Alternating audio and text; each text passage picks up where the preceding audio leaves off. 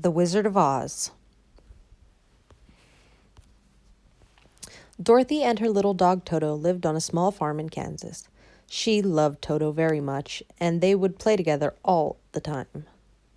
One day there was a terrible cyclone. "We must get to the cellar, Toto!" cried Dorothy. But it was too late. The whirling wind had lifted the farmhouse into the air and carried Dorothy and Toto to a faraway land, the land of Oz. The farmhouse landed with a jolt. Dorothy and Toto stepped out of the house and looked around. "Oh, my, Toto, the house fell on somebody. I didn't mean to hurt anyone." A happy group of little people rushed up to Dorothy.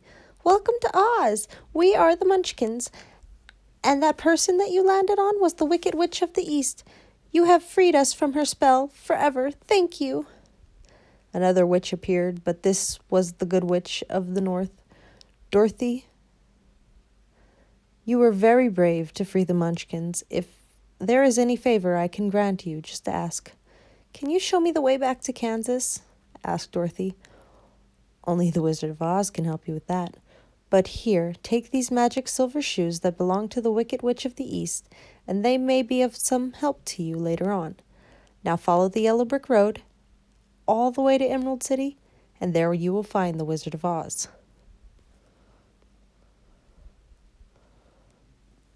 On the road, Dorothy met a talking scarecrow. "My head is full of straw, and people think I'm a fool," sighed the scarecrow. "I'd give anything to have a brain."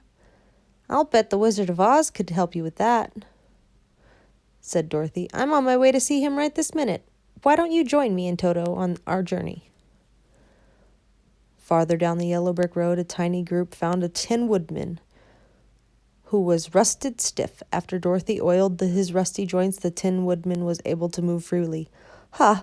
Thank you, little girl. I feel good as new, even though I still have no heart.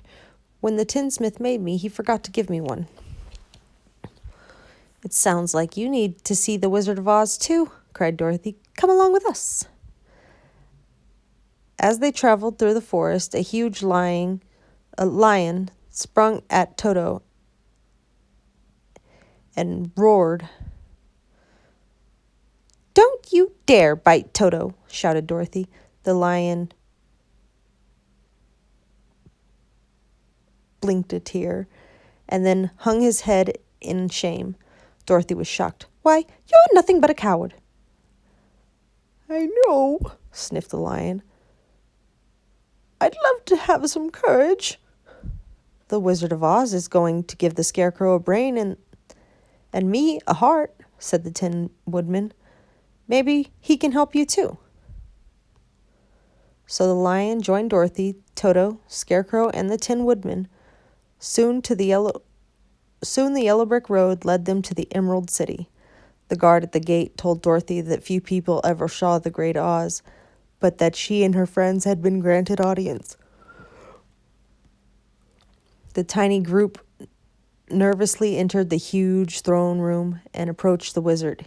He listened to their requests and then answered, "I have heard what you destroyed, the Wicked Witch of the East, and if you can rid us of her sister, the Wicked Witch of the West, I will grant your wishes. Now go." But the Wicked Witch was determined to destroy Dorothy and her friends. She sent a pack of hungry wolves to eat them up. "This is my fight," said the woodsman. He swung his axe fiercely and frightened the wolves, turned and ran. A screeching black cloud of birds darkened the sky. "Crows!" shouted the scarecrow. "This is my specialty." He waved his arms excitedly. "Boo! Go away! Go away! Boo!" "You saved us, Scarecrow," sighed Dorothy. "Thank you." The witch was furious. She sent her winged monkeys to capture the little group. Chattering monkeys swooped down and grabbed the travelers and flew back to the witch's castle.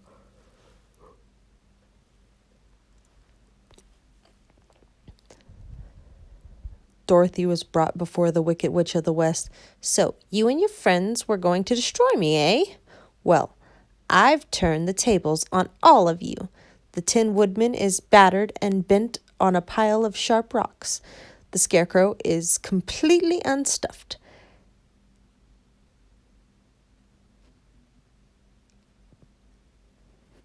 And I've harpooned your cowardly lion to a heavy cart.